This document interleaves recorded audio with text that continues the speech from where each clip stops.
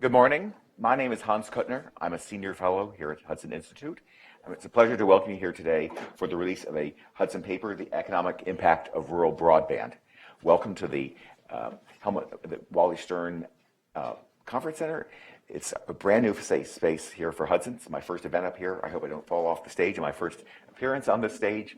And we're going to have a presentation of paper and a lovely panel discussion, which Jessica Golden will now introduce. Good morning, everyone. Morning.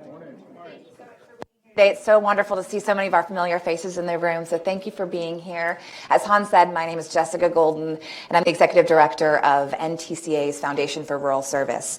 So today we're here for the exciting release of Economic Impact of Rural Broadband. And FRS, the Foundation for Rural Service, at our core, seeks to sustain and enhance the quality of life in America by advancing an understanding of rural issues. And our vision is that we seek to harness the power of the communications industry to enrich lives in America. And now why do I keep saying just America and not rural America?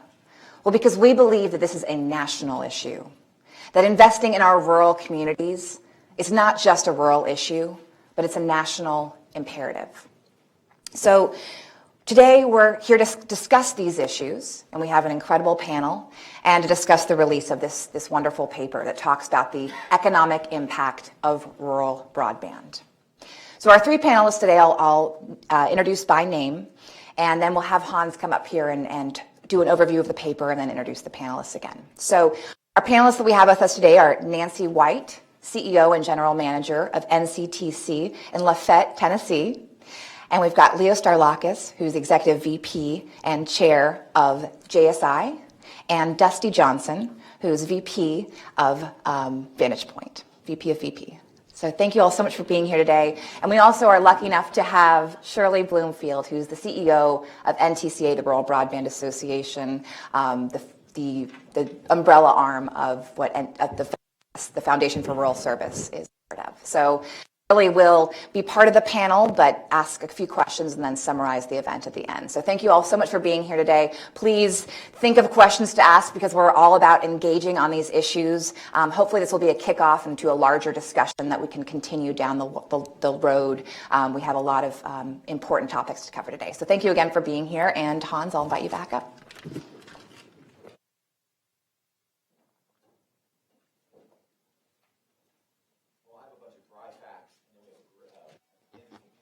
And I'll try to get through the dry facts as fast as I can, although sometimes I'm told that I do that by speaking too fast. I hope not to do that today. This event is being webcast, and the webcast will be archived on the Hudson website. And if you happen to be, if you're in the room and you're a little shy about putting your hand up or want to raise something without you being identified as the source of it, please tweet the question to our Twitter handle, Hudson Events, or if you're observing the webcast, we invite you to participate even though you're not here in the room with us today via the Twitter feed. So a quick summary is that we say in this report that the economic impact of the rural broadband industry is $24.2 billion in 2015. That the industry supports, both through its own employment and the economic activity that it supports, 69,600 jobs. That a larger share of this economic impact winds up in urban areas than rural areas. And that has to do with the nature of the products that are being bought and the way our economy works, which is that primary production happens more in the rural areas, and that the kind of goods and services that are being bought are going to come more likely from urban areas. And we find that the rural broadband sector supports over $100 billion in e-commerce per year.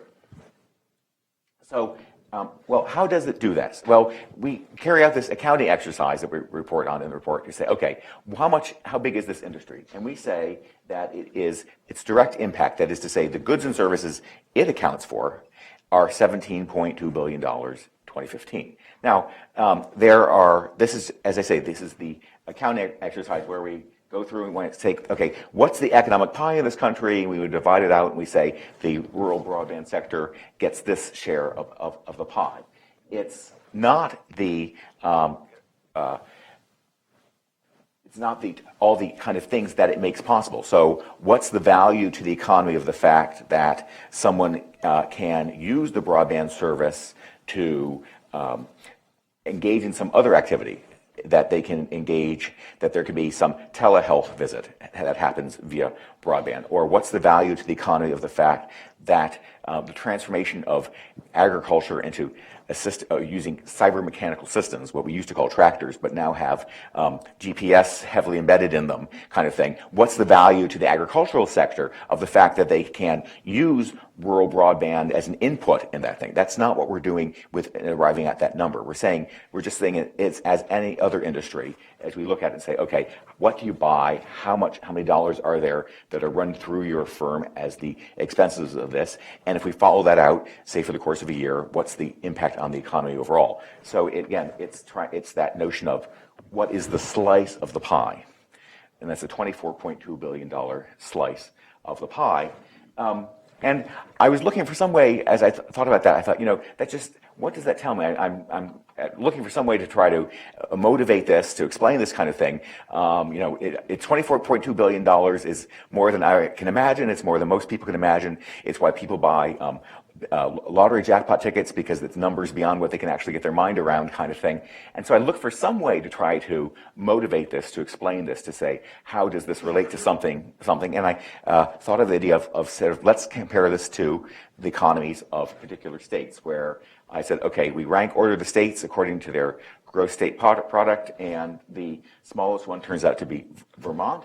And we can say that the rural broadband industry is about 80% the size of Vermont's economy. If that sort of gives you something a little more concrete to motivate around, or half the size of Montana's. I don't know whether that's any better than just sort of my sort of just saying a number and trying to get it, but I thought of that as a way that could help motivate trying what we understand here.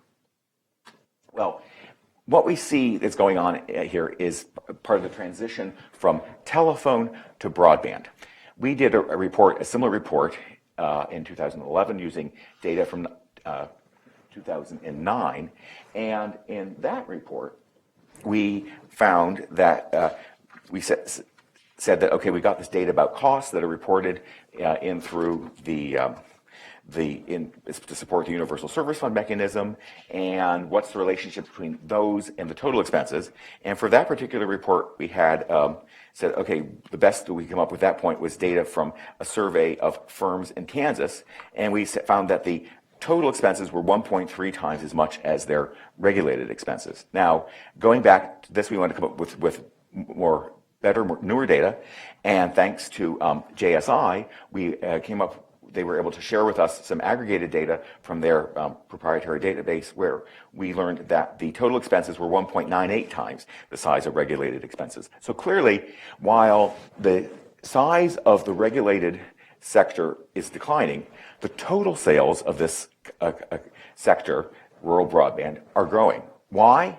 It's that whole process of creative destruction going on in the economy, that landline as a service is a declining share.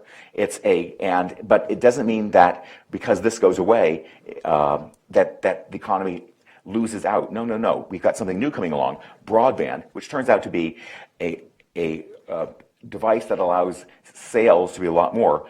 And so what we're talking about, while we still sort of have a system that sort of, and for this accounting purpose, sort of classifies these as being telecommunications companies, we've got a lot more things that are being sold by them. We've got video services, and plain old telephone service are a declining share of what's available. And I really hope that when our panel discussion, we get at this about what are the additional things that are being sold, that helps us understand why is it the case that the regulated side, the regulated dollars in the industry are declining, but the industry itself is growing. And I think that's what it is. It's this process which is in some way the genius of the American economy, that we have this process of creative destruction, and that the same firm can be observed at different points in time, selling one thing at one point in time, and a very different and broader, more diverse, rich sets of goods of services than they once did. Then we asked the question, well, where does this impact wind up? And the striking thing to us was, in our modeling, was to find out that the dollars that are flowing through this through the rural broadband sector have a larger impact. About 2/3 of their impact are in the urban area and 1/3 in rural areas. And that has to do with, again, where are goods and services being produced, that the rural economies tend to be more specialized and specialized in narrow segments of things. What else, where it has a near monopoly on food production. And so to get this more diverse kind of things, in general, you've got to engage in trade. That's the whole notion of why people engage in trade, whether it's the trade between one country and that country, or if you imagine the U.S. economy sort of being two economies, an urban economy and a rural economy, and you want to say, okay, how is it that these two economies interact? Using that same kind of model of sort of two countries, two countries within the U.S., one urban, rural. And that in the telecom sector, in the rural broadband sector, 2/3 of this economic impact is winding up in the urban economy. Now, one thing we thought was also important to think about is rural broadband and e-commerce, because that is a important kind of sector of the economy, and there's this notion out there that it's what's growing, and therefore it's what's shining, and it's what's new, and we should be giving more attention to that. And so we try to say, okay, let's take what we know about the size of e-commerce and back that out and ask what share of this is being supported by rural broadband. And what we find in this area is that overall, more than $100 billion in e-commerce relies on services that come from rural broadband providers. And the largest amount in this is manufacturing. Now, just to sort of put a little caveat on that, before we were saying, we were talking about the direct impact on the economy, and when we did this accounting exercise and did the pie kind of thing. Now, this is separate from that. This is just asking what share of the of e-commerce takes place and involves rural broadband. We're not giving credit to this. We're not saying the economy would be $100 billion smaller if the rural broadband sector disappeared tomorrow. But it's a metric that helps you understand that there are a lot of actors out there in the economy who are looking to rural broadband carriers for the services that they need so that they can be doing what they're doing. It's not that these dollars would necessarily disappear if tomorrow we could press a switch and make the rural broadband sector disappear. Probably more likely the thing would be that this is helping determine the location of where these activities take place. And we have in the report an example of how there's a window manufacturer that built a facility to manufacture windows because there was rural broadband available from a rural carrier, and that's why that community was acceptable for them, why they would go there. If that town didn't have it, they would probably wind up another one, because they had 50 different places they were looking at. There probably would have been a different rural broadband carrier that would have been responsible for that economic activity. And of the retail sales that involve online commerce, e-commerce, we say that about 9.2 billion of those are handled through rural broadband carriers. And then try to say, and this is the more difficult part, well, gosh, what if everybody had equally robust networks available to them? Would there be more e-commerce? Yes, there would be. And we come up with a number of $1 billion as being very conservatively is a lower bound on this missed opportunity in e-commerce. It's hard to know, though, because while it's pretty clear about the importance of speed for video delivery, maybe this would still be happening. What's the lowest speed that people are willing to go and still use a website to purchase something online? That's a harder kind of question. But this is, I think, helps us get our minds around these numbers. And then finally, looking forward is almost scary in a way because it's so uncertain.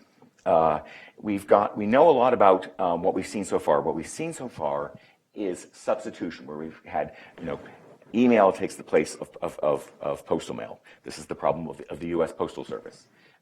Streaming video takes the place of DVDs, that you don't need to go to a physical store to pick up a DVD. You can sort of just get this thing provided to you, but it's one for one. You used to do it one way, now you do it another way.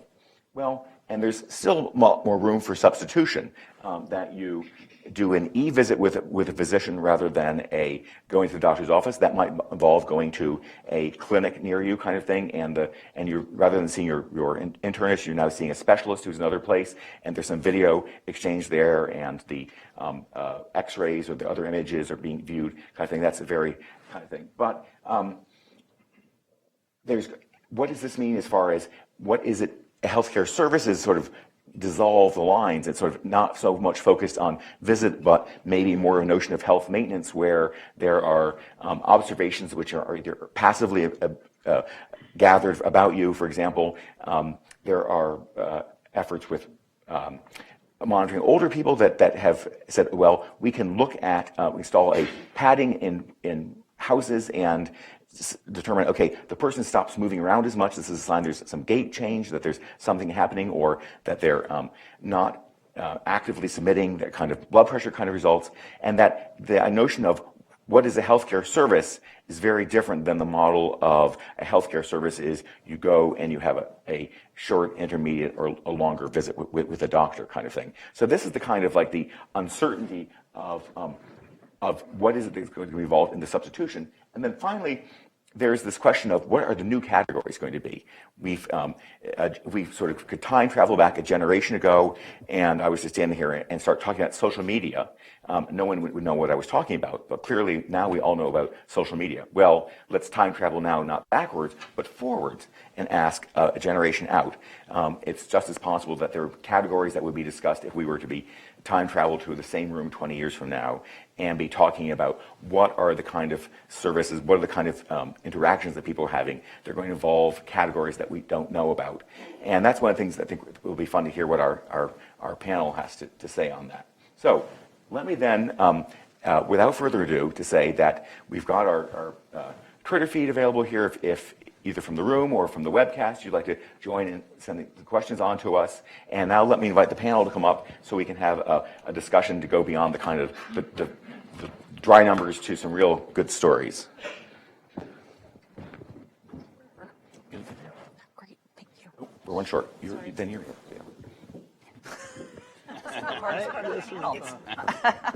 Getting the right seat. because we wind up with boy-girl. Oh, nicely done. Wow.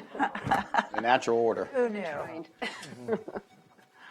Well, just to I'll get things going. Let's turn to Nancy White, because you have the most on-the-ground experience. You probably have actually taken a customer service call from somebody who wants to know about service. You deal with real people every day who are served by a rural co-op, and so just tell us about what this is like. Give us. We just use this phrase, rural co-op, but what is a rural co-op, and what's it like out there, and who are the people you serve? Oh my goodness.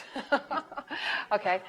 So who are the people that I serve and what do we do? Is that? Well, yeah, just give us an example of what's it like if I was to drive down the road with you in your service territory. What would I be seeing? You'd see about somewhere between 7 and 8 houses per mile. You see lots of pretty green trees and hills and lots of open space, farms, 2-lane roads, small town here and there. Very rural, even though we're 50 miles from Nashville, Tennessee. We're at the border of Kentucky and Tennessee. We're 50 miles southeast of Bowling Green, Kentucky. And you would think that just 50 miles from a city like that we're probably getting to be kind of a bedroom community. Well, we're not. We're very rural. It's, like I said, a 2-lane road to get there. And when you get there, you find that they're really, if you're going at 6 o'clock in the morning, you'll see that there's a line of traffic leaving town, going to work in another place, because our factories have gone and closed over the years. And if you come home if you're trying to get there at 6 o'clock at night, you'll be stuck in a traffic jam all the way from Nashville to Lafayette. So it's a very rural area where people who have jobs have to drive somewhere else to go to work for the most part. In the biggest town? Lafayette, Tennessee. And I know most states say Lafayette, but in our state it is Lafayette, Tennessee. And Population? population of Lafayette is about 4,000.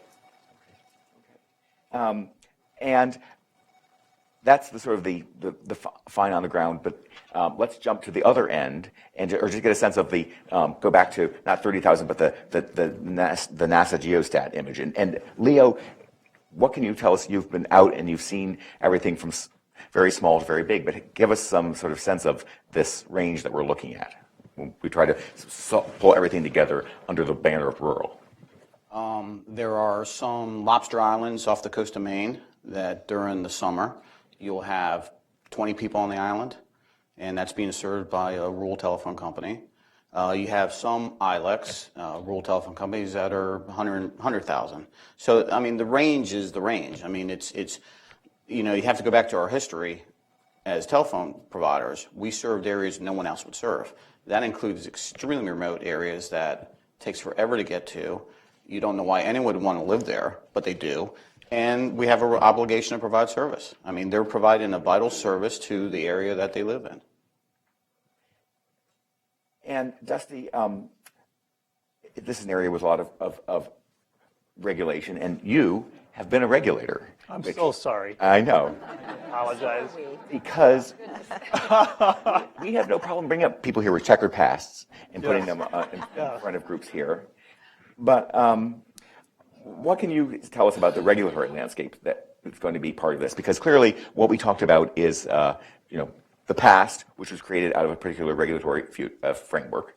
And I hinted at the end that there's a lot of possibilities out there. But again, a lot of it's going to depend on how this same regulatory and framework and environment evolves.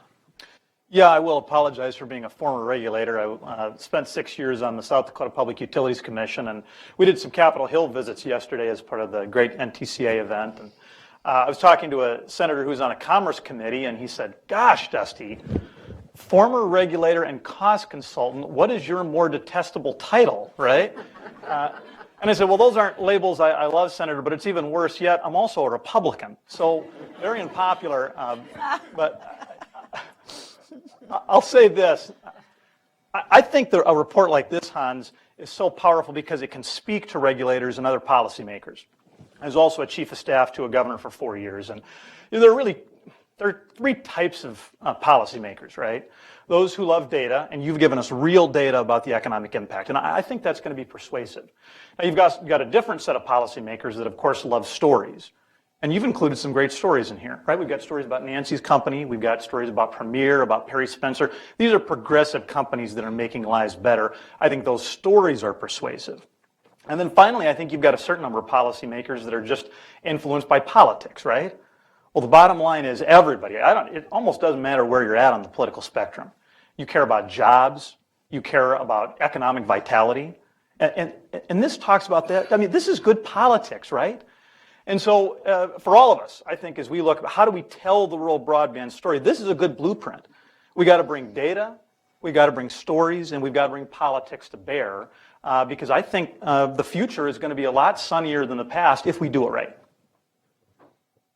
So Hans, can I jump in? Because I think what Dusty raises is a great question. So as I was reading this, and you can't help but turn on the television and watch the primaries and all the election fuss, I look at this and I think, to your point, okay, so now you've got this tool. How does that get used? How do we plug that in to what is going on right now in this country? So divisive about so many things, and yet is this one area that folks can, agree upon? And how do we use that? So I'm just kind of curious, as you all have been looking at it, thinking, what do I do? How do I take this home? How do I share this with policymakers in a political environment? Just curious if anybody's thought. Well, I'll say, broadband is the great enabler. We no longer have market lines that are defined by jurisdictional boundaries for certificated areas or state boundaries.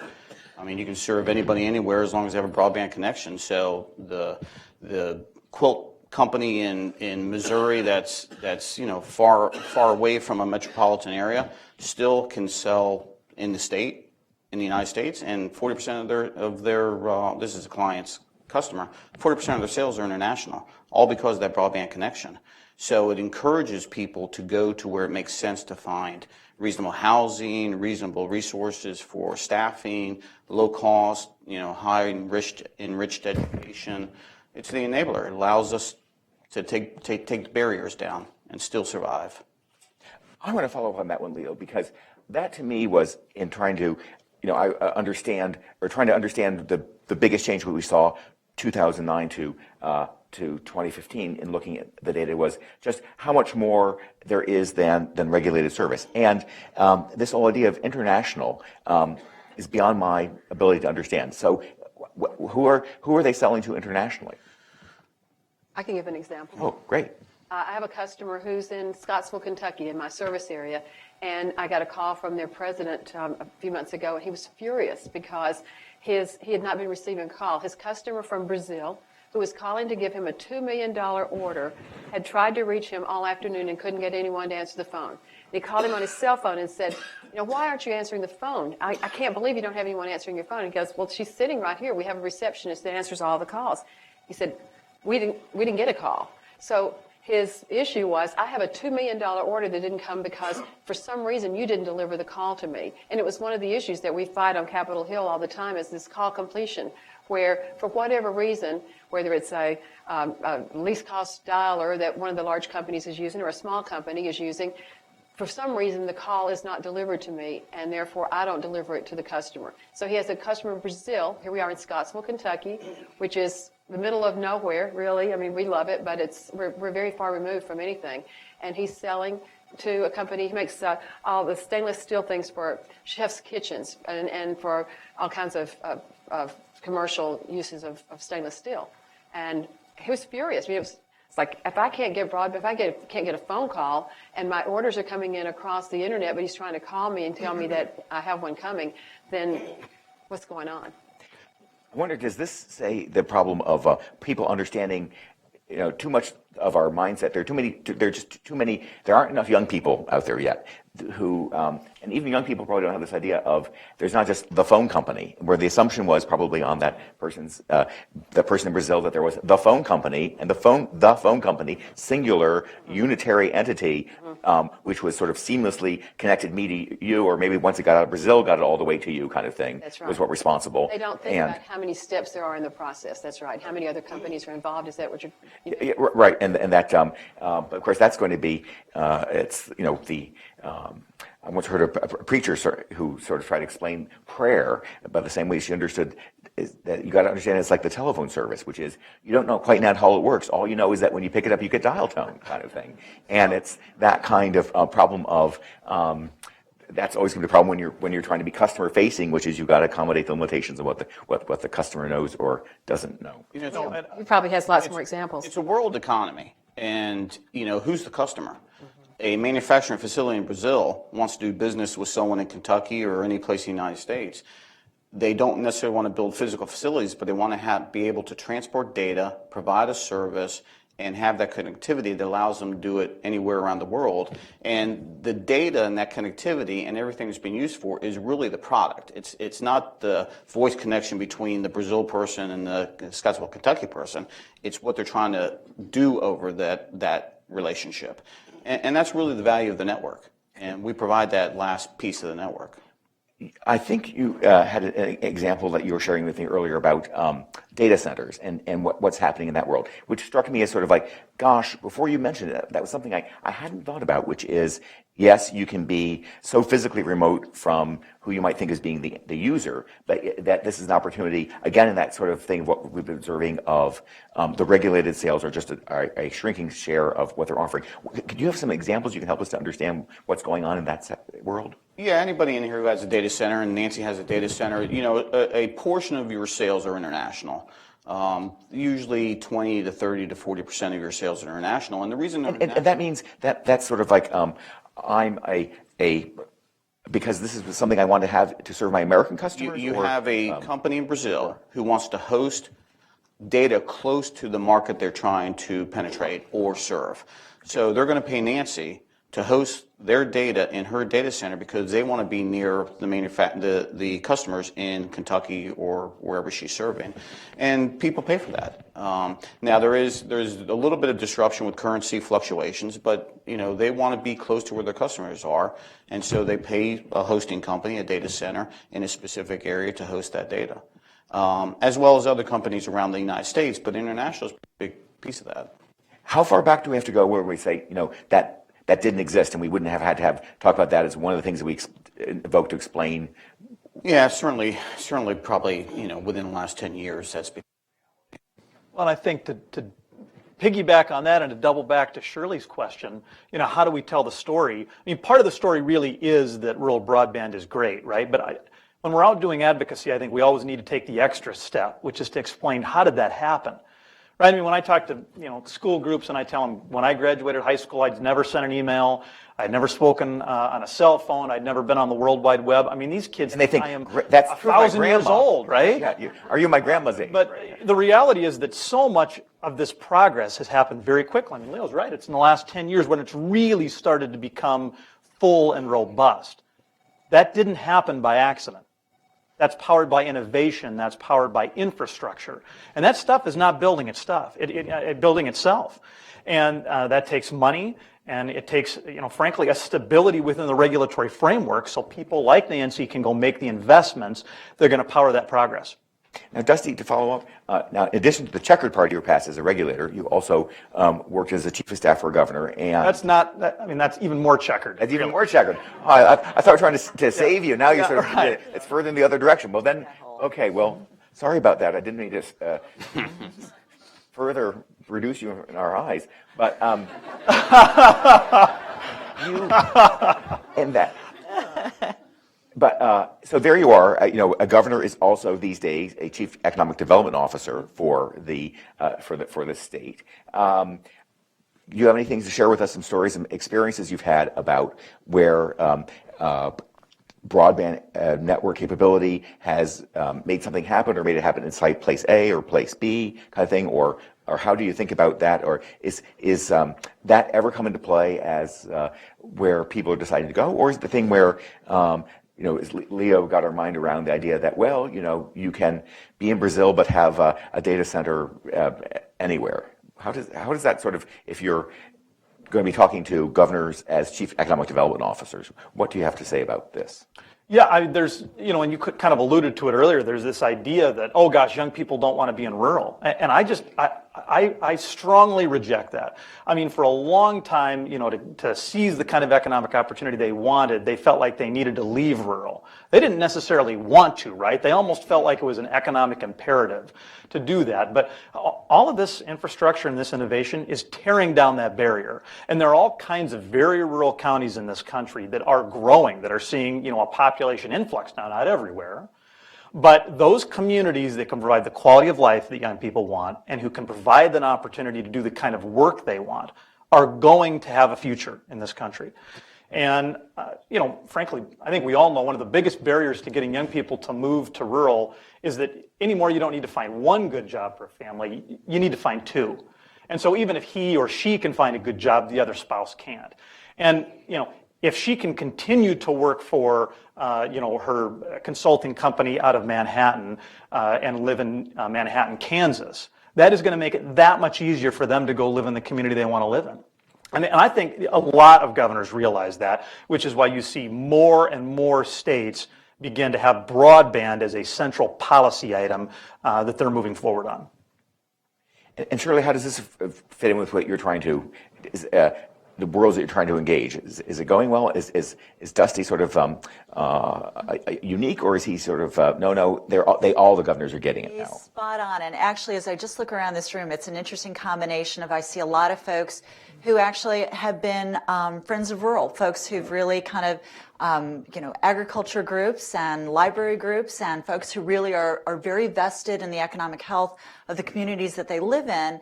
And I think it's the perfect marriage with the rest of some of the faces around this room who are broadband providers, who are folks who actually have a vested interest in making sure that their communities grow. And I do think that We're seeing nationwide this initiative across the country on a state and local level, and as well as a federal level. I think when the FCC recently went through their universal service reform process, the focus was very much on how do we continue to build infrastructure out into these rural communities that are very high cost to serve. How do you sustain those networks, and how do you hit some of those unserved areas, which is, kind of that last piece, which is the expensive piece, but it is the important piece to get to Dusty's point of how do you keep your young people? How do you do, I had the opportunity to visit Nancy recently with an FCC commissioner and showing off your telehealth capabilities. And when you think about, if you've got a young family that's moving in, you're going to want healthcare. You're going to have education access. You're going to want to have access to libraries, and what role does agriculture play? So at the bottom of all of that right now, I think, the basis of some of this rural economy is access to a robust network. And I think all those pieces kind of come together, and I think folks are getting it. Now, for a happy side of that story, we've got Nancy, who, as I understand it, you've got plans to have fiber throughout your service area. Is that true? That's correct. We were lucky enough to have a BIP stimulus project and built fiber to 75% of our service area, and then we have borrowed money to go after the rest of it where we need it. And 5 years ago, 6 years ago, when we applied for the stimulus project, 20 meg was all they asked for us to do. And we can do 20 meg on copper, but our customers want more than that. We're seeing our customers are going, we sell synchronous now, we sell 30-30 or 50-50 or 100-100. My CSRs are amazed, and they're having such a good time because we've lowered our price on 100 by 100 by, $50. And they're having such a great time talking to customers saying, well, you only have 6.1 right now. We could sell you 100. And how many people are buying it and using it, calling back and going, I'm so glad I did that, because I have kids that are we're watching Netflix, and we have 3 iPads going on and 2 computers and 6 phones. And so they really love the higher speeds, and they're coming back to us and saying, my brother bought a higher speed. And so we really want to do the same thing. We're finding that there's a real need for 10.1 is good. That's what the FCC is saying we should provide to people who live in our kinds of areas. And that if you live in the city, you need 25.3. But I'm finding in my service area that people want more than that. So we're looking at how can we build out the rest of it as customers need it in fiber, if fiber is required.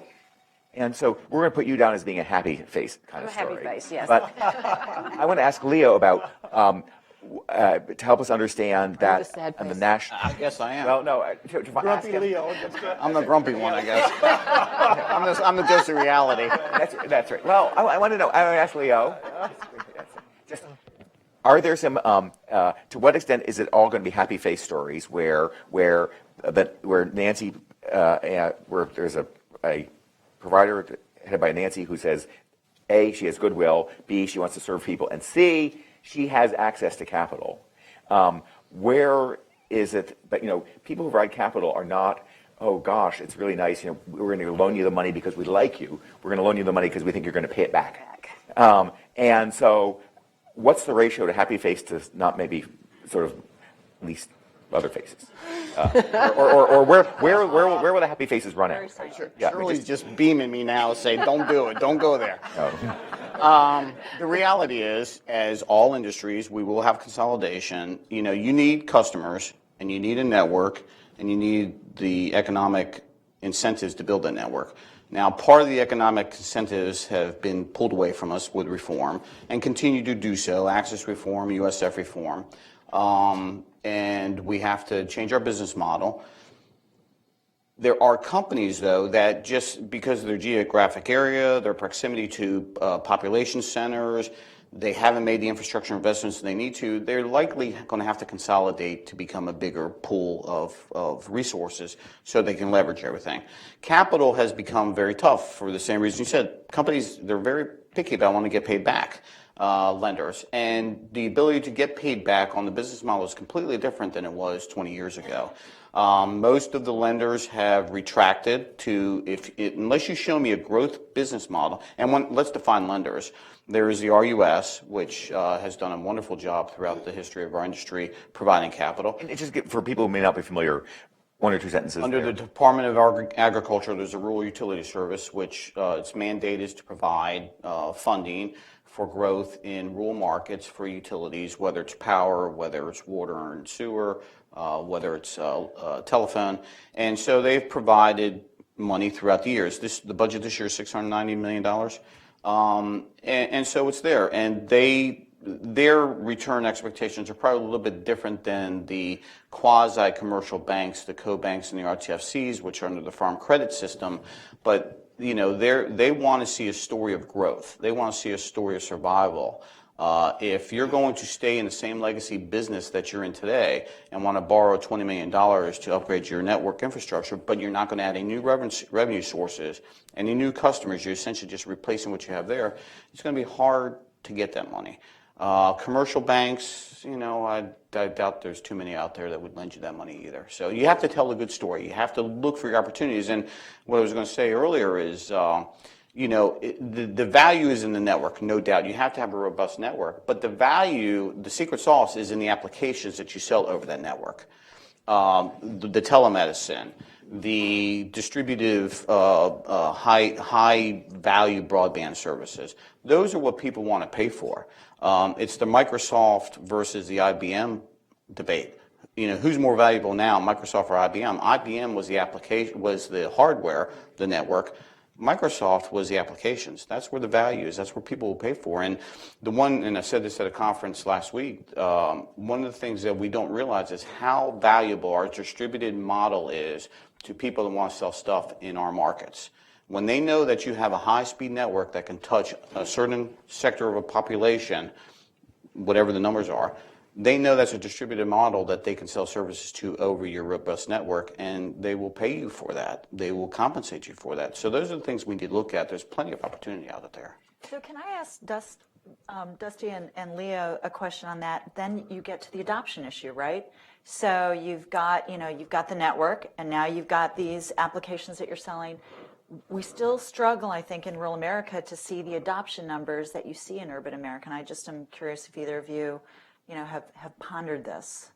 Well, there's a little bit of a lag there, although I think, the FCC's order, the 2011 transformation order, had some data about how when you give rural consumers, super fast internet, they are going to use more stuff. They're going to have the kind of rich content applications that Leo's talking about.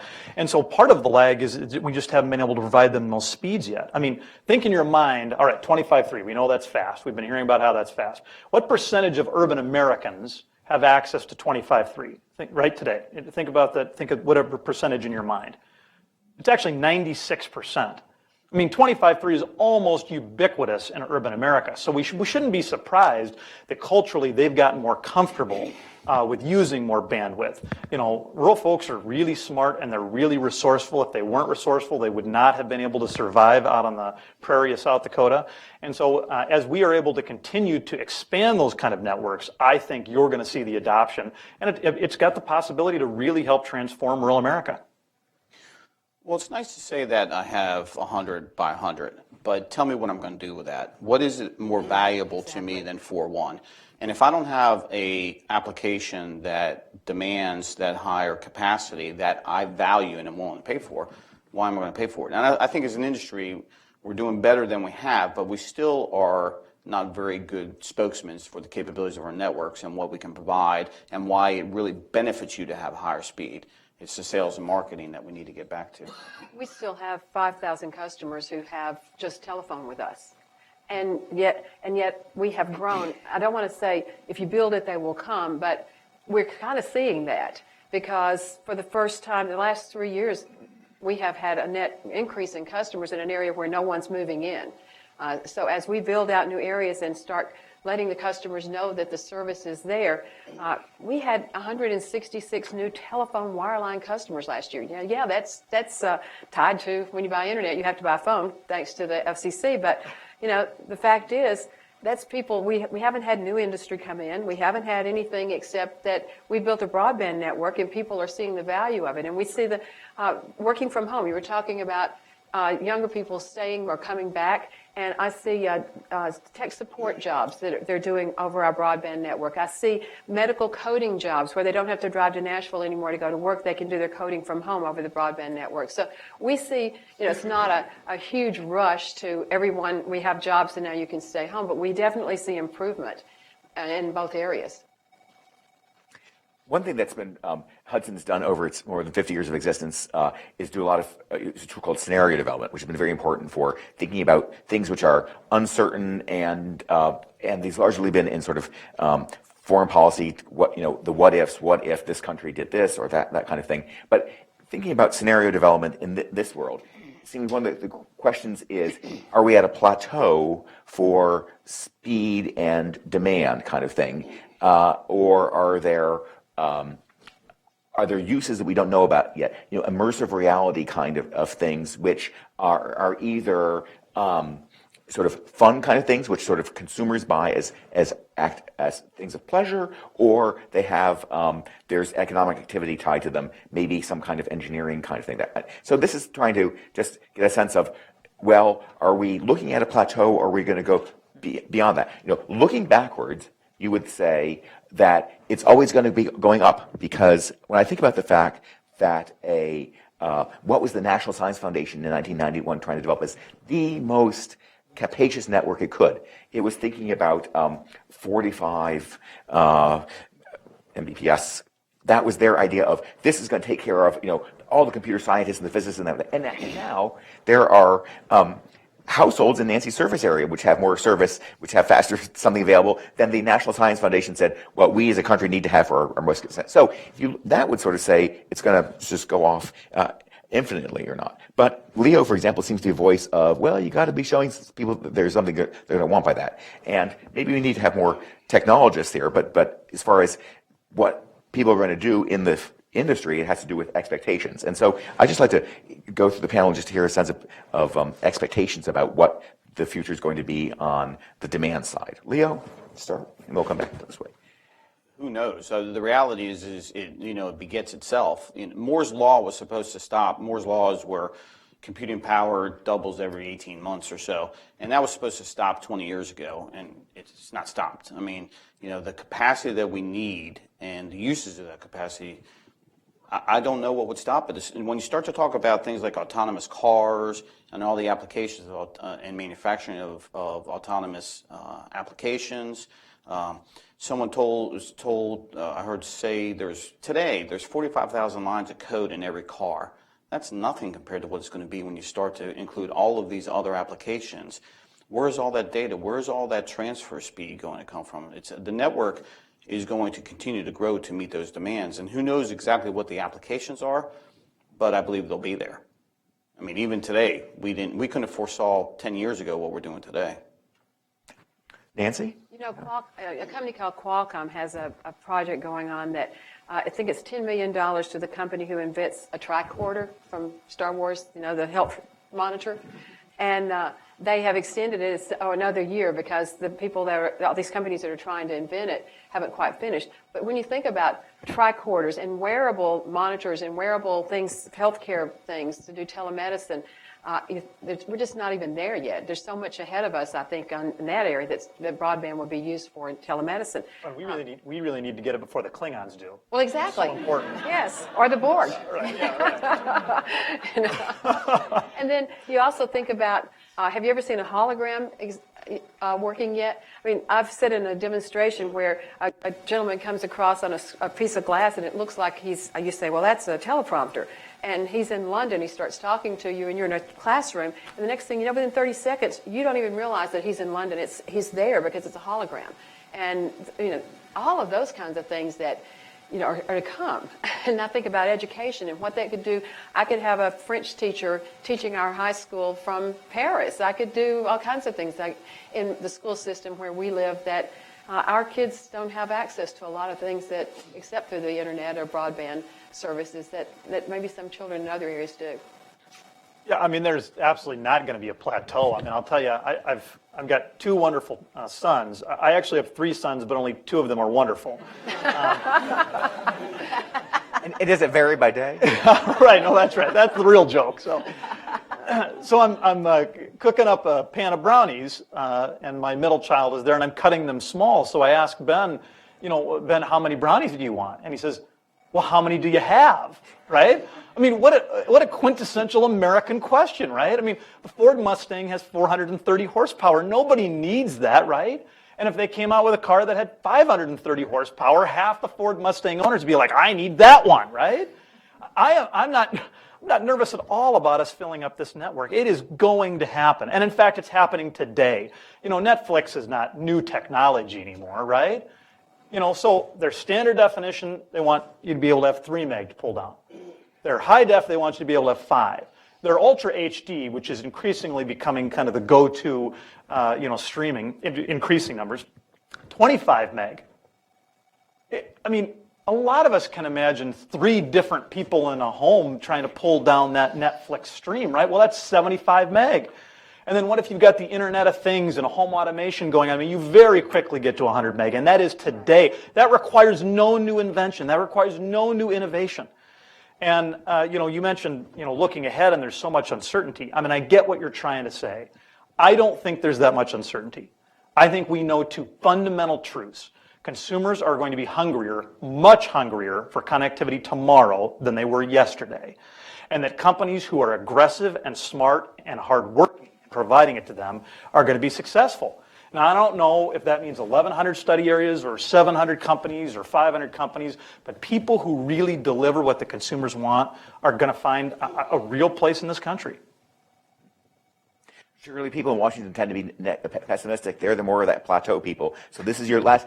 Everybody else is going for the no. Let's keep. It's going to go up. So this is your last chance to give the plateau a I am support. totally the glass is half full. Okay. I completely agree with everything everybody said. And I couldn't believe that you didn't mention that your kids are also doing Xbox gaming, which, when you start thinking about what is, eating up the capacity and what you don't even know. Plus the advent of, all you have to do is go to a CES show. And it's kind of like the dream world for, it used to be kind of the dream world for those folks who like to play with new toys. It is now just the place to go to see what the next step and the evolution of the American economy is. And you think about the TV sets, so you talk about the streaming and the HD. Once you start putting in these, 4D television sets, that alone will suck your 100 megs. So I tend to think that we're just on an upward trajectory, and I don't see where it comes down. And I think that creates real opportunities, and I think that really actually makes the world, a very, very small place. Thank you for your advice on how to shape our scenarios. Let's do the dangerous thing and go to our audience for questions and see if we've got anybody out there who wants to be. We're still looking for somebody to support the plateau hypothesis as opposed to ever upward kind of thing. But we're glad to go on to other topics as well. We've got folks here from Hudson who've got microphones, and if you want to ask a question, please wait for the microphone to get to you, because anybody who's participating via the webcast will have no idea what you've asked until we can get that microphone in front of you. And you get to choose from the overexuberance of Shirley and Dusty, the smiley face of Nancy, or grumpy Leo. So you get that. But even Leo thought the capacity was never ending. No, I feel bad for Leo. He's been pigeonholed here by Hans. It's capital I allocation. say no a lot to clients. So. Yeah, right. Capital allocation is tough. Yeah. Tough. If you're not willing to say no, you shouldn't be a capital allocator. That's my thought up front. Quick question. Leo, you're a young guy, so you wouldn't have been around in 1949 when Truman opened up the REA Act for telephone lending. It took maybe 15, 20 years for most of rural America to be covered by telephone voice circuits. What's different today? And are we on that same 15, 20-year trajectory For broadband? And no, I would say it's going to accelerate because the demand's going to force it to accelerate. There's policy issues both at state and federal level, national security issues, just pure consumer demand issues. I think it'll accelerate. I do believe, though, the capitalist up here, I don't know, I can't say, we know we have a Republican, we actually have 2 Republicans, but I'm the capitalist Republican too, is I have to be financially incented to build it. And I'm concerned that our regulators and legislators do not understand that you have to consent someone to build it so they can get a reasonable return. It doesn't have to be a great return, a reasonable return.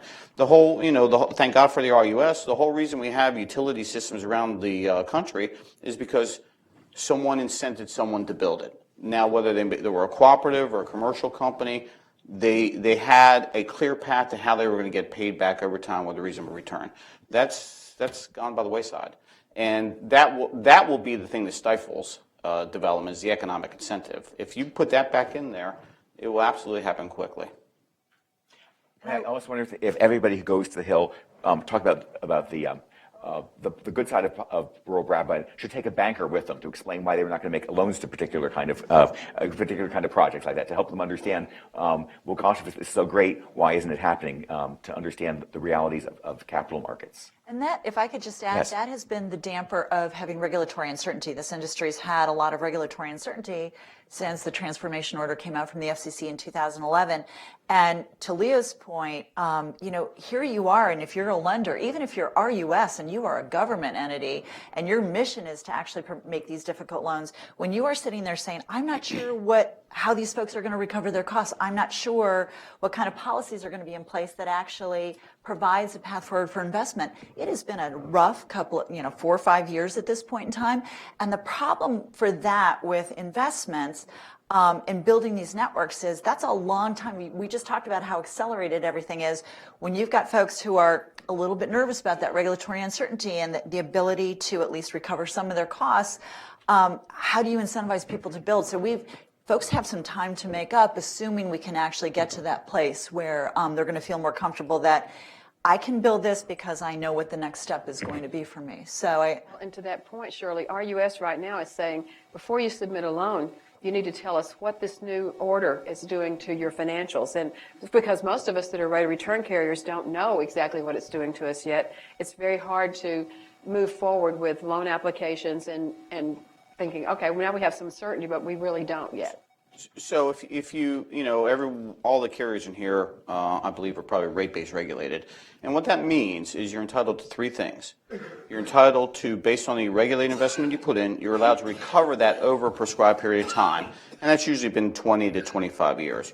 You're allowed to recover certain expenses in order to maintain that investment. And you're allowed to recover a reasonable return on that investment.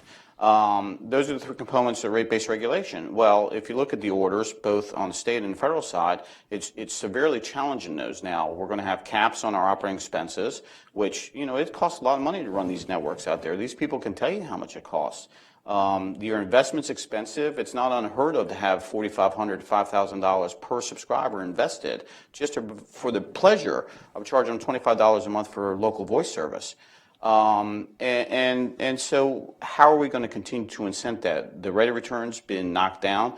As a cost of money person, I could probably justify why our rate of return should be 18 or 19%. When you think the risk issue that's now entered our market, because someone could pop up a tower and take off a good piece of our business. Someone can put up some sort of other satellite or other base system. The competitive pressures are huge today, but yet we have a mandate. They have to provide service, and we cannot, be unreasonable about it. We've had this discussion before because I look at my mandate as a cooperative, which is to serve everyone. So no one should get better coverage, get better service, or better care than anyone else, and I don't charge one more than I charge the other one. And then when Leo and I talk and he says that, you go, okay, well, I'm not physically responsible if I go build to that one, which is 20 miles from nowhere, but yet I'm not a good steward of being a cooperative if I don't give them the same service I give someone else. It's hard. How many years of certainty, or what's this, uncertainty refers to time. How many columns in that spreadsheet, how many years are at risk there? Well, theoretically, we have 10 years of some sort of certainty, but I'm not sure we'll get to 10 years. But as a capital allocator, what are you worried about? Is it the kind of thing, those future years beyond, say, 10, they're discounted present value, so you can, if you know what the world's like in 10 years, that's good enough to make an investment, or that's still not good enough? It used to be 14 to 15 years on most notes, and there's some lenders in here, so I won't name names. Now, we keep on pressuring them to go back to that, but really, if you can get beyond 8 years anymore, and then you have to say, okay, you either refinance it, or you have to have a huge balloon payment that you're going to have to raise the equity to pay off, it's compressed largely. So if you can get past, you have to build your plans to really be significantly cash positive or cash flowing within probably 5 years, 5 to 6 years. And that's a tough, given the capital requirements of this group, that's a tough thing to do. You know, and Hans, there's always been and there's always going to be a certain amount of, regulatory uncertainty. And so, I do think with this order and, I think we're getting closer to an area where people can I think you're invest with some apologizing to certainty. regulators again. No. Yeah, that's right. Yeah, I'm just being defensive. The reality is there are always going to be companies that have analysis paralysis, right? There are always going to be 100 reasons not to do something.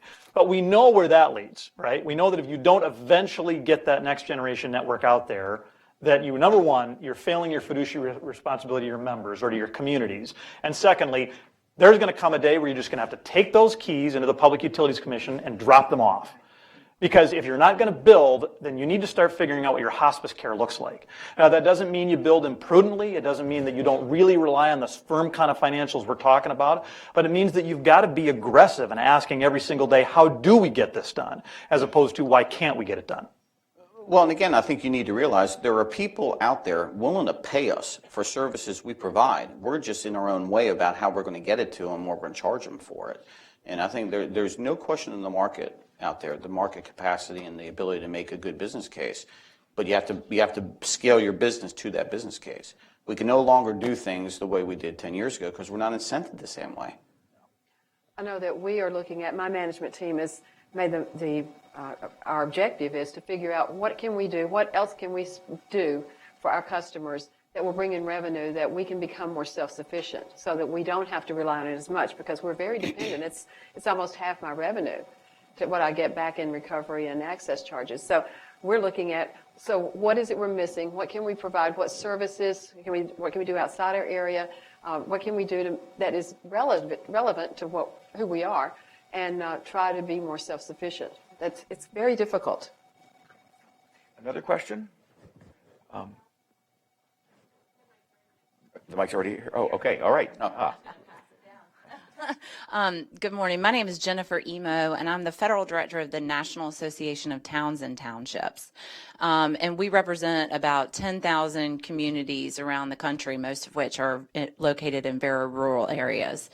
I can't send emails to a significant number of my members. We have a website, but they don't look at it because they don't have the proper access.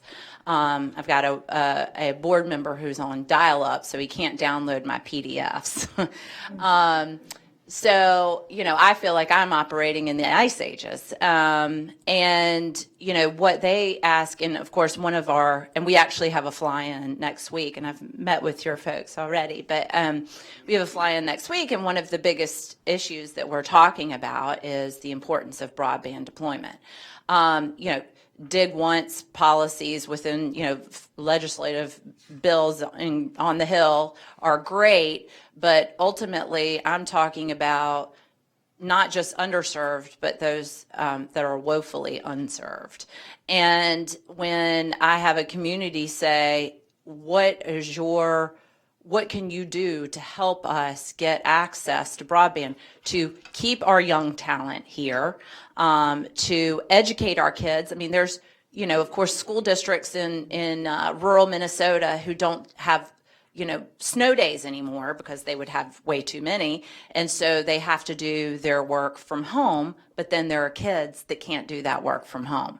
I don't know the answer. I mean, at this point, what we're doing next week, frankly, is we're saying we support Dig Once policies, and please join the Rural Broadband Caucus. And that's all I've got. And I guess it's a commentary, but also a question, because I know that getting to those underserved areas and then, of course, the unserved areas is a very expensive endeavor. But we're talking about local governments that don't have the money to incentivize these carriers to come in. So we're sort of at a standstill, and 11 years later, I still can't email a number of my members. Let me just, go ahead. I really want to jump in on that one. Go ahead. So, because obviously, one of the things we find from an economic perspective is independent carriers serve their communities. A lot of your folks probably have the misfortune of being in a larger company area where there's no economic incentive for them to actually build out to their rural portions because, frankly, they're going to monetize where they actually have the density of subscribers. There's just a couple of policy things that jump off at the top of my head.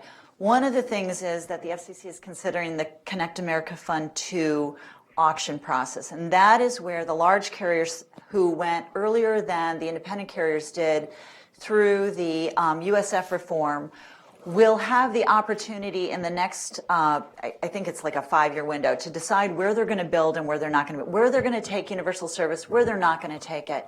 When they choose where they're not going to go, that's going to open it up to other entities, and hopefully independent telcos will have the opportunity, among other folks, to come in and say, you know what, they're not going to take that USF support to build out there, but I'll take that community. I'm going to bid to go ahead and build broadband out to get that universal service support to help me do so, but to fill in those gaps. So I think that's one thing that I see coming down the pike pretty quickly. The other thing that we actually had submitted to the president when they had created the Broadband Opportunity Council a few months ago, they were looking at different ideas, how to integrate all the agencies.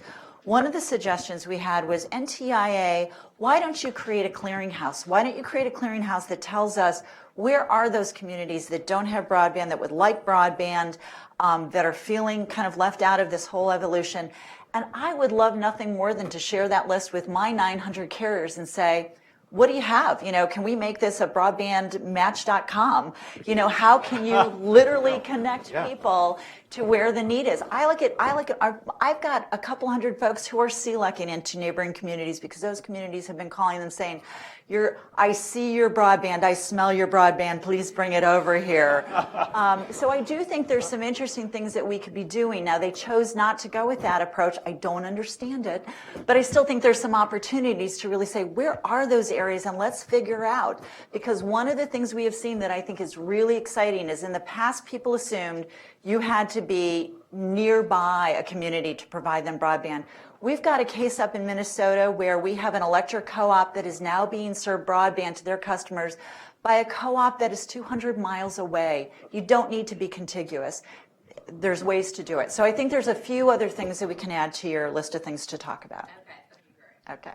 Just to point out in our report, to go, one of the hard things that's doing to deal with this issue, as far as making numbers come out, is covered in box 1, rural broadband industry, in the report. But the issue of what called rural by a definition that says the census OMB definition of rural, is not what is a rural. It's not the same areas that are there going to be rural broadband carriers. So you can have people who are violate the lines in either direction. You can have, there might be one of the rural broadband carriers we mentioned, this turns out to be, because, Nancy's an example of this, of where she's a rural broadband carrier, but because the Nashville metropolitan area has been growing to one of her counties counts as being part of the urban economy in that sense. And there are also places where there are areas that are rural, but they're not served by a rural carrier. They're served by one of the other companies. And it's fascinating, the idea that you could let's sort of do the Smash.com kind of thing of willing buyer, willing seller. Some people want to get out of it. Why not let them get in that much faster? That would be a different world than we've seen. And when we did this before, an event of rural broadband, the disproportionate complaints come from people who they view themselves as being in rural areas, but they're actually not served by a rural carrier. And those seem to be where if we're running our 1-800 customer complaint desk here in these sessions, that's what we've gotten. Another question from the back. Who's there? Hello. My background is in rural electrification, doing the last mile, but internationally. So I'm learning this space. In my organization, we're working with universal service funds, but internationally. And to follow up on Shirley's comment, since I am learning, so I'm just going to throw out some vocabulary words, I'd like the panel to discuss some of those disruptive technologies of TV white space, dynamic spectrum, getting to what Shirley is saying, we work with the Universal Service Fund regulators overseas to do some geo-mapping on where there are gaps and then putting out tenders to fill those gaps. So again, since I'm learning, I want to hear from you what your applications are within the U.S. and what your thoughts are going forward. And by, are you talking about what type of infrastructure is being deployed, or what kind of applications are being carried over that network, or when you're talking about applications, you're talking about actually submittals to government funders? We're looking at TV white space, we're looking at satellites, we're looking at some of the disruptive technologies to meet that last mile, but in the broadband area. And since, generally speaking, U.S. federal government, so we look domestically then to sort of transfer experiences and then localize it for countries to fit the specific needs of that country.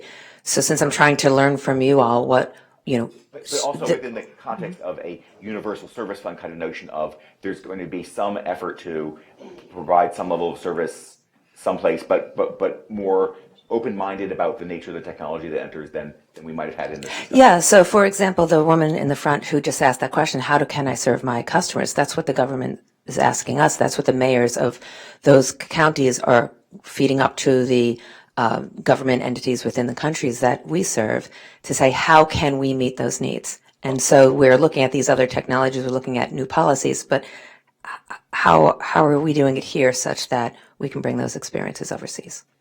And I would say this, the future-proof option, the gold standard is fiber.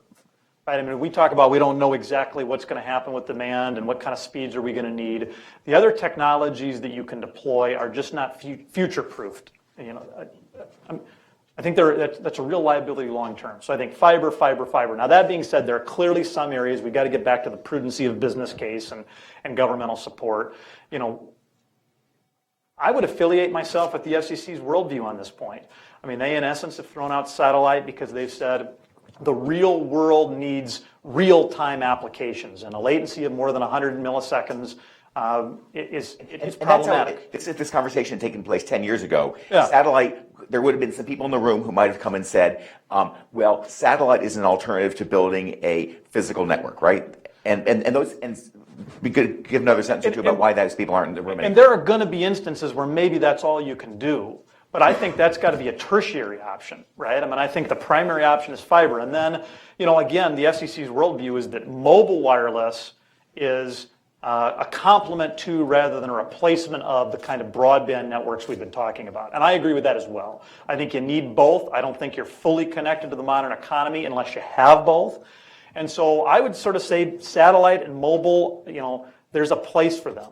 But if fiber doesn't work and you really have to find another option, I do think terrestrial fixed wireless is going to fill a role in the intermediate term, and just because of financial necessity. But long term, that's not the network we want to be running. It really depends on where you want to draw the line as far as what is broadband, because there's a spectrum there and there's speeds, and it's just a matter of where you want to draw the line. That's the sense that I have, not being a technologist, but it's a balancing act. The technologies that are disruptive, or technology always seems to find a way. The unlicensed spectrum today, the uses and what you can do with it compared to 5 years ago are just tremendously different. And you can make business cases out of that. Now, if we have to feel compelled to build fiber to everyone, like the mandate that Nancy has, you're running the risk of jeopardizing the entire entity by that economic decision. So you have to be willing to look at how can I provide the service I believe I need to provide with the best technology available. And that technology moves all the time. So you have the engineering firms like Vantage Point and others that, continuously looking at the different applications and how you can apply them and what they are and what speeds you can get and how easily, do you have problems with foliage and the geography for the propagation of that particular technology, whatever. We have to be willing to look at our deployments and getting to the end goal by every means we can, because it will be, in the best interest of everybody to do that. We've got clients that are using copper that are getting 50 meg speed very easily with compression technologies. You just have to be willing to say, how can I get there? And look at all the alternatives. And it's very tough, I imagine, because it's a very fluid technology space in terms of what might have been true for as evaluated project now 18 months ago from now. The engineering capabilities are evolving. I don't know. What do you see, Dusty, in this area? You're sort of like a mediator between what's available technologically and what a carrier decides to do. Well, certainly Vantage Point helps companies deploy a lot of wireless networks, but when we actually start talking about infrastructure in the ground, it's been a decade since we've done, a green space DSL type development. I mean, we do 8,000 miles of designing and deploying, networks, and they're all fiber. I mean, if you're talking about actual linear networks.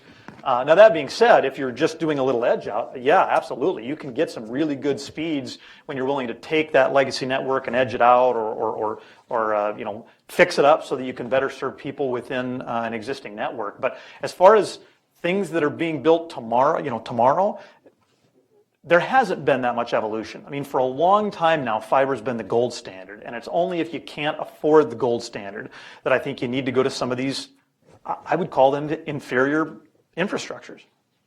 Okay. Another question?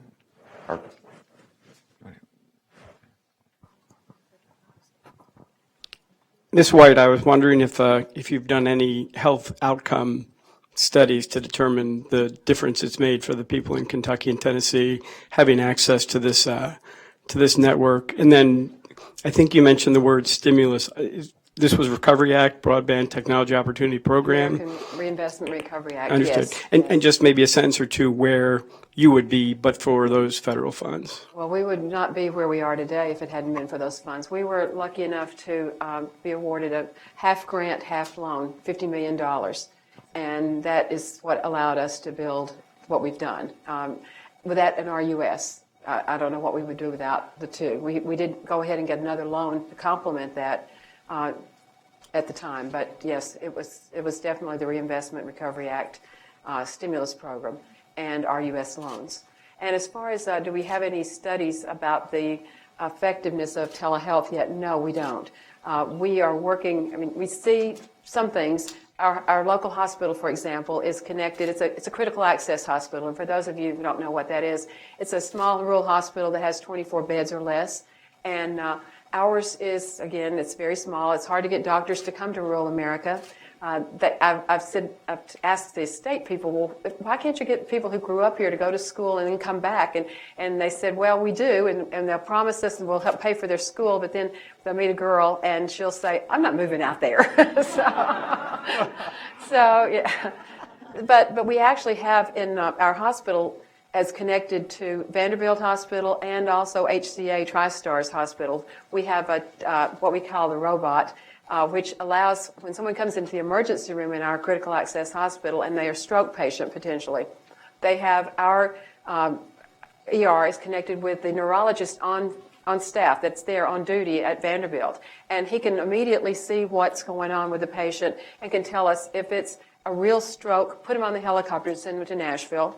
If it's a real stroke, but there's no need in putting them and their family through it because they can't recover, or if it's not a stroke at all. So instead of having to send the patient in an ambulance or in the helicopter, you can take more steps closer to home.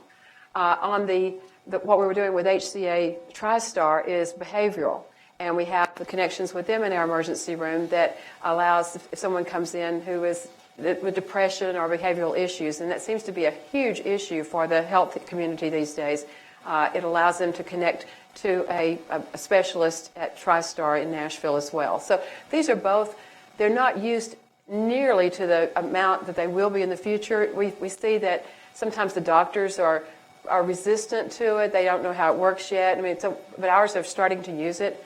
We have a clinic in our service area that is also trying to get a grant to build a telehealth room so that we have so many people that are aged, senior citizens in their 70s, 80s, and veterans who live 50, 60 miles from the nearest veterans hospital who don't really want to have their kids take off from work to drive them to a specialist in Nashville or to the VA in Murfreesboro or Nashville. So we're trying to get a room built for them that the person they know there at the local clinic can sit in the room with them and meet with a specialist at wherever and talk with them, because we find that the people who live there are not really trusting of doctors they don't know. And they turn around, they might get to the specialist and then come back and say, well, here's what the specialist said, should I do this? So we're trying to help accomplish some things to overcome those issues as well, and we're pretty excited. We also, I would just add that a couple of weeks ago, we co-hosted with the White House a summit on rural telehealth. And we're pretty excited. We actually, everybody who was part of that, and there was a huge, it was rural carriers, it was VA, HHS, tribal entities, Nashville, the Vanderbilt telehealth folks, and we're all kind of inputting back to the White House as of last Friday some of our thoughts and suggestions on next steps, but a huge area of potential. So I'm excited to see what this administration can try to push in the next few months. Another question. We'll go back. Right there. This is really an outstanding panel. Well, three of them. Leo's not so hot usually, but one of the things that Jessica set a tone for this right off the bat, that this isn't about rural America, it's about America. And then one of the things that we do as an industry, a rural industry, is we tend to talk about the 40% of rural America served by the independent industry. And we don't really deal with the issues as brought up by the lady from the towns and cities. So Shirley, one of the things aimed at you is how do we break through? You're making some traction now late in the second term of a president, is showing some interest in this. But where's the political outrage among numerous governors that the Universal Service Fund is being cut back, or the great funds that are the history of wall-to-wall coverage in South Dakota, great place in North Central, but they're being robbed essentially to pay for broadband deployment in the rest of the country, and you're playing defense trying to help your customers or your companies deal with the attacks on universal service funding, when the dialogue should be about how do we get all of rural America served, how do we get the Googles and the Netflixes to pay for infrastructure, how do we set policy that way? It's so refreshing to hear someone outside our industry asking you good questions, because we tend to kind of get into the nuts and bolts of universal service funding discussions as opposed to broad policy things. But what I'm leading up to is, here's great information. How do you build high-powered, high-interest among policymakers, governors, senators? Where are the people that should be fighting for rural America? It's certainly not being discussed in the presidential campaigns. So how do you take this and stop fighting a battle against attacks on your funding, but essentially get people to embrace how do we really serve rural America? So it's a really powerful question, Andy, and I think there's a couple of things. I think one, that's why I think the value of this study is so critical, because what we find is that rural legislators understand it a little bit more. They live there. They know what their challenges are. How do you get those folks who kind of serve some of those other, the more urban parts of the United States, understanding the economic impact? And maybe this is the way to tie them in to then share, this is what it's going to take to actually build broadband everywhere. And this is what we have to do with our policies. The hypocrisy a little bit of what's going on struck me in the last couple of weeks, because the FCC came out with their USF reform, voted it out through the FCC, long awaited. Hopefully we can work within the parameters of what did come out. But the program was capped for high-cost carriers, and there's no inflationary increase that will be allocated. It's a $2 billion fund, essentially. And the very next day, there was a vote to expand the Lifeline program, which is basically universal service for low-income Americans. Very important program, but this program increased substantially, has an inflationary increase. In addition to the E-rate program, which again, very important program, was able to get an increase and an inflationary factor. But at the end of the day, if you don't have an underlying rural broadband network, you can do Lifeline and E-rate till the cows come home, literally, but you're not going to be able to reach folks. So it is that contradiction of the sufficiency, the equality of these programs, the ability to say, you need to make sure that if you're really committed, you've got to make sure there's enough resources to get the job done. So hopefully, we look at this study as hopefully a platform to take that the next step.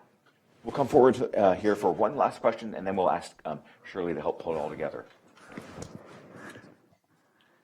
I think this is a question for Dusty, the regulator, and maybe Leo, the capitalist. There seems, as an operator, there seems to be too much undue pressure on broadband paving the way of the network. The decay of voice, and then the other method is video, and we touched on Netflix. But in my opinion, the video model's busted. And in dealing with programmers, nothing's gotten any cheaper out of Los Angeles and New York. Maybe once in a while the entertainment in Washington is cheaper, but and no cost. But I guess to Dusty and the capitalist, do you see, I think Chairman Martin went to the a la carte model with video, but we need help with the video side to help finance these networks. And it's got too much undue pressure, I believe, on the broadband side. And there really isn't any money, and in many cases we're upside down on the video side by the end of the year because of the costs coming from programmers. So do you see any light at the end of the tunnel of where we're going with maybe over the top to help finance and incent networks with video? Well, you can probably tell I like to be the happy warrior, right? Super optimistic. But, I guess I'll put my frowny face on just a little bit. I mean, I do think some of these disruptive delivery mechanisms like over the top are going to be relieve some pressure on the margins. What you're really talking about is having some assistance from these edge providers and paying for the network. And I think conceptually we can talk about how well that could work, but the reality is there is no appetite for that in the political space. And part of it is because the edge providers are cool and hip and fun, and everybody, Google, I like Google, right? Netflix, I love my Netflix. Whereas the people who own the network are villains like Comcast and Time Warner, right? And so, now of course, the rurals own a lot of the network too, but that's not, there's just a lot more Comcast and Time Warner out there than there are, Wilkes Communications, right? And so, certainly at the FCC with the open internet order, I mean, they've made it pretty clear who's paying for the network. And it's not going to be the edge providers. And in Washington, D.C., I think when you hear a lot of the rhetoric about who's going to pay for the network, nobody is saying that Google needs to pay more. And so I'm optimistic that at some point we're going to be able to pay for these networks. I'm pretty pessimistic that the people on the edge are going to do very much to help with that. Video is just an application, just as voice is an application. And we're not going to be able to do much with controlling the programming cost increases. We see it year in, year out. We're resistant, for whatever reason, as local carriers to pass those cost increases to the consumer, so we eat them, putting more pressure on our margins. I think we have to control the expense side, and over the top, I think will allow us to get a little bit away from the closed system that is broken. I agree with you, and let us be a little bit more innovative with programs that are designed specifically for over the top, custom local programs that carriers can put together and find value to those people that really want to see it. Until we get contribution reform, I agree, we're not going to get any more money for the network side. It's just not going to be there. We're capped at $2 billion, and we're going to have to make the best of it. And unfortunately, because it's capped, every year there's going to be people that move up and down within that. You may get more money this year, but it's coming at the expense of another local carrier. Until we fix contribution reform, that's not going to change. So we really have to focus on the sales side of whatever we're trying to produce to get the revenue that way, and the cost of providing that service. And over the top, I think will allow companies to at least become cash supportive, if not margin positive. We've had a lot of strands here, and it's more than my mind can get its around. So I've asked Shirley to try to pull it all together here for us now. Oh, that's a big task. So I'm not sure I'm going to really be able to pull it all together because I think there's so many things floating around, and could have had another 20 folks up here sharing some of their same thoughts. I just want to actually give my sincere appreciation shout out to the Foundation for Rural Service, to the Hudson Institute, for actually putting together this powerful study. And I do think it's powerful. And to paraphrase Dusty, using data, using stories, using politics to actually get out the importance of rural broadband and what it really means to everybody around here. NTCA members continue to build these incredibly robust networks. Their customers now have a sense of how important that is. we also know how important that is to the rest of the country. So I think there's one of the things that I look as a takeaway as I think the message about how valuable rural broadband is to the entire United States economy allows us to explore different ways to ensure that all Americans, regardless of where they reside, have access to broadband services in the future. And that is the power of, I think, what you all have done here today. So just sincere appreciation to everybody involved. Thank you.